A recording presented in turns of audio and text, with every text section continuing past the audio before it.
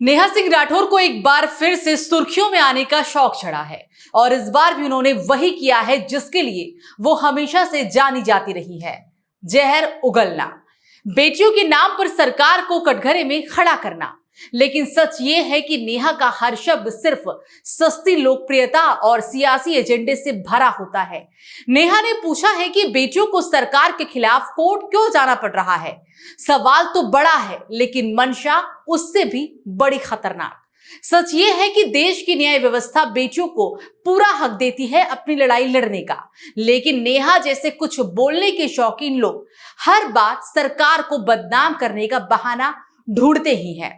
कौन है भारतीय वायुसेना की विंग कमांडर निकिता पांडे, जिसको लेकर एक बार फिर से नेहा सिंह राठौर ने जहर उगला है। अब आपको पूरी खबर विस्तार से बताते हैं। भारतीय वायुसेना की विंग कमांडर निकिता पांडे का नाम आज हर तरफ चर्चा में है। ऑपरेशन सिंदूर और ऑपरेशन बालाकोट जैसी बड़ी सैन्य कार्रवाइयों में अहम भूमिका निभाने वाली इस जाबाज महिला अधिकारी ने सुप्रीम कोर्ट में अपनी लड़ाई लड़ी और जीत भी हासिल की। कोर्ट ने भारतीय वायुसेना को आदेश दिया कि निकिता को फिलहाल सेवा से हटाया ना जाए, क्योंकि उन्हें अस्थायी कमीशन यानी कि परमानेंट कमीशन से वंचित रखना गलत है। ये फैसला न सिर्फ निकिता के लिए बल्कि देश की तमाम महिला सैन्य अधिकारियों के लिए एक नई उम्मीद लेकर आया है। आइए अब आपको बताते हैं कि निकिता पांडे कौन है और ये पूरा मामला क्या है। निकिता पांडे भारतीय वायुसेना के एक ऐसे अधिकारी हैं जिन्होंने 2011 में शॉर्ट सर्विस कमीशन यानी कि एसएससी के जरिए अपनी यात्रा शुरू की थी। पिछले 13 साल से ज्यादा समय से वो वायुसेना में अपनी सेवाएं दे रही हैं। एक फाइटर कंट्रोलर के तौर पर निकिता ने ऑपरेशन बालाकोट जो कि 2019 में और हाल ही में हुए ऑपरेशन सिंदूर में अपनी रणनीति कुशलता भी दिखाई। ये दोनों ऑपरेशन देश की सुरक्षा के लिए बेहद अहम थे और निकिता में इनमें integrated air command and control system यानी कि IACCS में विशेषज्ञ की भूमिका भी निभाई। वो देश के उन चुनिंदा फाइटर कंट्रोलर में से एक है जो मेरिट लिस्ट में दूसरे नंबर पर है। वायुसेना के अधिकारियों के बारे में जानकारी गोपनीय रखी जाती है, इसलिए निकिता पांडे की शैक्षणिक पृष्ठभूमि के बारे में भी विशिष्ट जानकारी उपलब्ध नहीं है। वैसे आमतौर पर भारतीय वायुसेना में शामिल होने के लिए न्यूनतम शैक्षणिक योग्यताएं साइंस स्ट्रीम में भौतिक, रसायन विज्ञान और गणित के साथ 10वीं + 12वीं और स्नातक डिग्री की आवश्यकता होती है। निकिता पांडे का सिलेक्शन नंबर 1 2011 में शॉर्ट सर्विस कमीशन यानी कि एसएससी के माध्यम से भारतीय वायुसेना में हुआ था। ये चयन प्रक्रिया सर्विस सिलेक्शन बोर्ड यानी एसएसबी के माध्यम से ही होती है, जिसमें लिखित परीक्षा, इंटरव्यू, शारीरिक और चिकित्सा परीक्षण जैसे शामिल होते हैं। चूंकि निकिता एक फाइटर कंट्रोलर है तो ये भी माना जा सकता है कि उन्हें साइंस स्ट्रीम में 12वीं और संभवतः इंजीनियरिंग विज्ञान या फिर समकक्ष क्षेत्र में स्नातक की पढ़ाई पूरी की होगी। 2011 से लेकर 2025 तक उन्होंने 13.5 सालों से भी अधिक समय तक वायुसेना में सेवा दी और इस दौरान उन्होंने ऑपरेशन बालाकोट जो कि 2019 में और ऑपरेशन सिंदूर 2025 जैसे महत्वपूर्ण अभियानों में भी अपना योगदान दिया। निकिता ने सुप्रीम कोर्ट में याचिका दायर कर कहा था कि उन्हें अस्थायी कमीशन देने से इनकार कर दिया गया है, जो उनके साथ एक तरह का भेदभाव है। 2011 में एसएससी के जरिए वायुसेना में शामिल होने के बाद उनकी सेवा को 10 साल बाद बढ़ाकर 19 जून 2025 तक कर दिया गया था और अब 13.5 साल की सेवा के बाद उन्हें रिटायर होने के लिए भी कहा गया, क्योंकि 2019 की एक नीति के तहत उन्हें अस्थायी कमीशन के लिए अयोग्य माना गया। निकिता के ओर से सीनियर वकील मेनका गुरुस्वामी और वकील आस्था शर्मा ने कोर्ट में दलील दी कि निकिता को उनकी रणनीतिक योग्यता और अनुभव के आधार पर ऑपरेशन सिंदूर के लिए ही चुना गया था। उन्होंने ये भी कहा कि 1992 से ही महिलाएं वायुसेना में शामिल हो रही हैं, लेकिन आज भी उनके पास सिर्फ एसएससी का ही एक विकल्प है, जबकि पुरुष अधिकारियों को अस्थायी कमीशन का मौका मिलता है। निकिता ने यह भी तर्क दिया कि जब तकनीक और हालत इतने बदल चुके हैं तो 30 साल पुरानी नीतियों के आधार पर महिलाओं को अस्थायी कमीशन से वंचित रखना गलत होगा। अगर वो हर तरह से योग्य है तो सिर्फ जेंडर के आधार पर भला भेदभाव क्यों।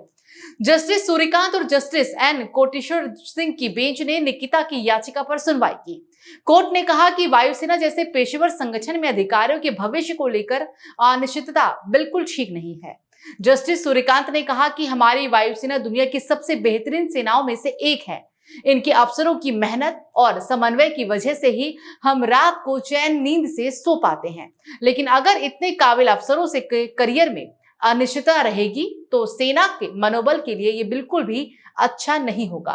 कोर्ट ने सरकार को यह भी सुझाव दिया कि एसएससी अधिकारियों की भर्ती की संख्या को अस्थायी कमीशन की संभावनाओं के साथ जोड़ा जाए। कोर्ट ने यह भी कहा कि अगर आप 100 एसएससी अफसर भर्ती करते हैं तो कम से कम इतनी व्यवस्था हो कि योग्य लोगों को अस्थायी कमीशन मिल सके।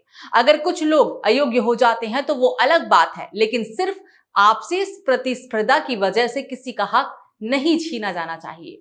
निकिता पांडे पहली ऐसी वायुसेना एसएससी अधिकारी हैं जिन्हें सेवा से हटाए जाने पर सुप्रीम कोर्ट से रोक लगी है। इससे पहले मई 2025 में सेना की 50 से ज्यादा एसएससी महिला अधिकारियों को भी ऐसी ही राहत मिल चुकी है।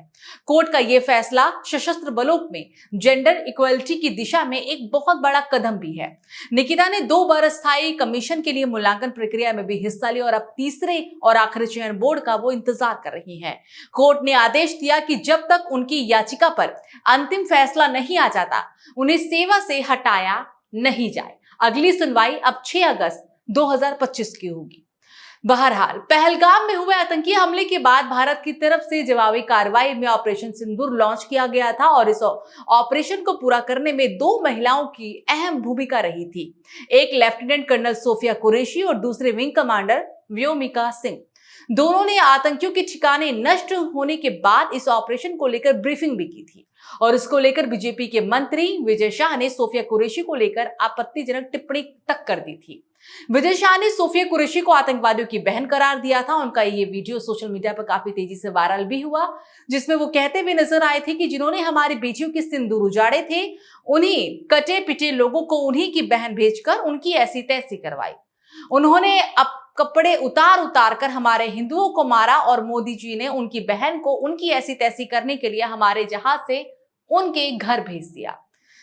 इसी बीच नेहा सिंह राठौर ने इस बयान को लेकर एक नहीं कई ट्वीट भी किए थे। पहले नेहा ने एक वीडियो शेयर किया था जिसमें वो कई सारी बातें का जिक्र करते हुए दिख रही थी। कैप्शन में उन्होंने लिखा था कि कर्नल सोफिया कुरैशी मेरी बड़ी बहन है और वो मेरी बड़ी बहन है और हमेशा रहेगी। इसके अलावा नेहा ने एक और ट्वीट कर बीजेपी नेता को बर्खास्त नहीं करने पर भी सवाल उठाए थे। नेहा ने सोफिया कुरैशी की तस्वीर शेयर करते हुए लिखा था कि देश की बेटी कर्नल सोफिया कुरैशी के लिए बेहद अपमानजनक बयान देने वाले बीजेपी मंत्री विजय शाह को अभी तक बर्खास्त नहीं किया गया है। कोई एफआईआर नहीं दर्ज की गई है। क्या बीजेपी को विजय शाह के बयान से कोई आपत्ति नहीं है? क्या भाजपा विजय शाह के बयान से सहमत है? बता दें कि और इसी बीच एक बार फिर से नेहा सिंह राठौर ने सोशल मीडिया एक्स पर एक पोस्ट शेयर कर बेटियों को लेकर सरकार के खिलाफ क्यों कोर्ट जाना पड़ता है ये ट्वीट किया। लोकप्रियता की भूखी एक बार फिर से मंच पर आई नेहा सिंह राठौर और इस बार सरकार को बेटियों के नाम पर घेरने की नेहा सिंह राठौर ने कोशिश भी की। लेकिन क्या ये सवाल वाकई बेटियों के लिए है या फिर एक सोची समझी सियासत का हिस्सा? आपकी क्या राय है इस खबर पर? आप हमें कमेंट करके जरूर बताएं। फिलहाल के लिए नमस्कार।